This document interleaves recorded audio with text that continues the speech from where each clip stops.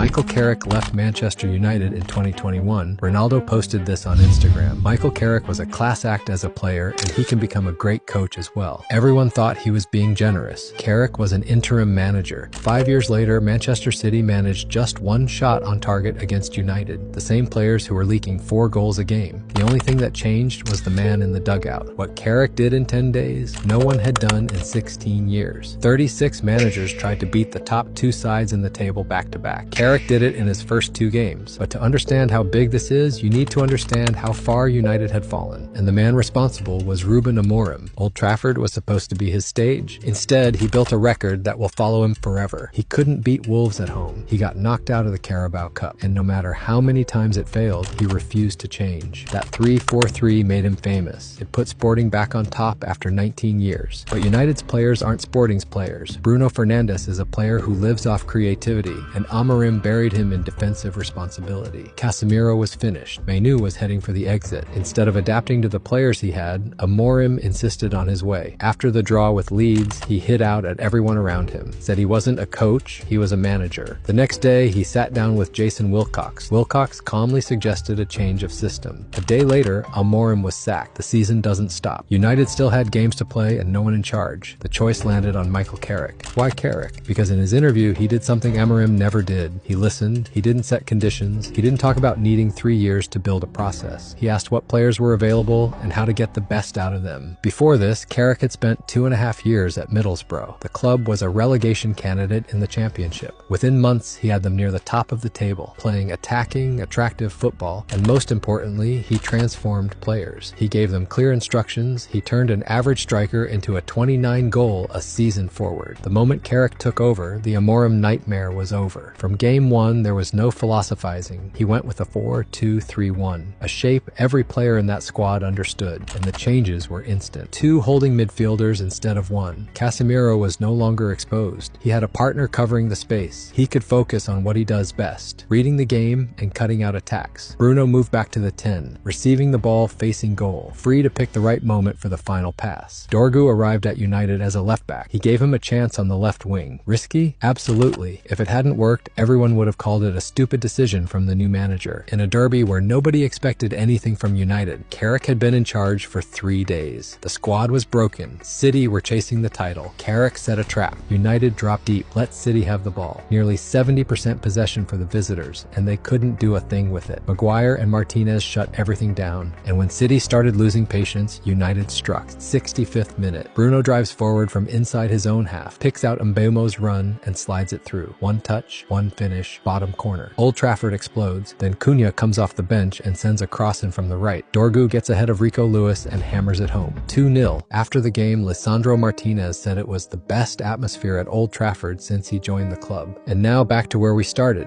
In 2021, Carrick took temporary charge of United for just 3 games. 3 games unbeaten. Ronaldo under Carrick scored 3 goals in 3 matches. He wasn't even in the starting lineup against Chelsea, and he didn't complain. And we all know how big Ronaldo's ego is. That's what everyone misses. Ronaldo was never the problem. His problem was with managers who didn't know what they were doing. 5 years later, we're watching the same Carrick. Arsenal hadn't lost at the Emirates all season. This time, Carrick didn't come to sit back. It started with a Martinez own goal, but that's where you could feel the difference. Amorim's United would have collapsed right there. This United responded. Before halftime, Mbeumo pounced on a Zubimendi mistake and equalized. Then, 50th minute, Dorgu produced a stunning half volley from 20 yards after a quick 1-2 with Bruno. Arsenal pulled level through Merino from a corner. That would have been a fair result, but then Cunha picked up the ball 30 yards out. He turned, and with ice-cold confidence, curled it into the bottom corner. Arsenal hadn't conceded 3 goals in a single match since December 2023. This was United's first win at the Emirates since December 2017. 2 weeks earlier, United's own fans were booing. At the Emirates, the away end was singing, "We're gonna win the league." For a lot of people, Fulham was the real test, and it was tight. Deep into stoppage time, it was 2-2. Then the man everyone had written off scored the winner. Under Amorim, Sesko looked like a player who didn't belong at this level. The same player who didn't want to take a penalty against Grimsby. Gary Neville said he was miles behind Cunha and Mbeumo. Even Amorim admitted it. Sesko was struggling, and that was a fact. And that exact player in the 94th minute, back to goal, turned and fired it into the top corner. Old Trafford went absolutely mental. And then came Tottenham. Spurs hadn't lost to United in 8 matches. 29 minutes in, Christian Romero went in studs up on Casemiro, straight red card. 9 minutes later, United made them pay. A corner routine off the training ground. Mbeumo slots it home. His 6th Premier League goal against Spurs. 2-0.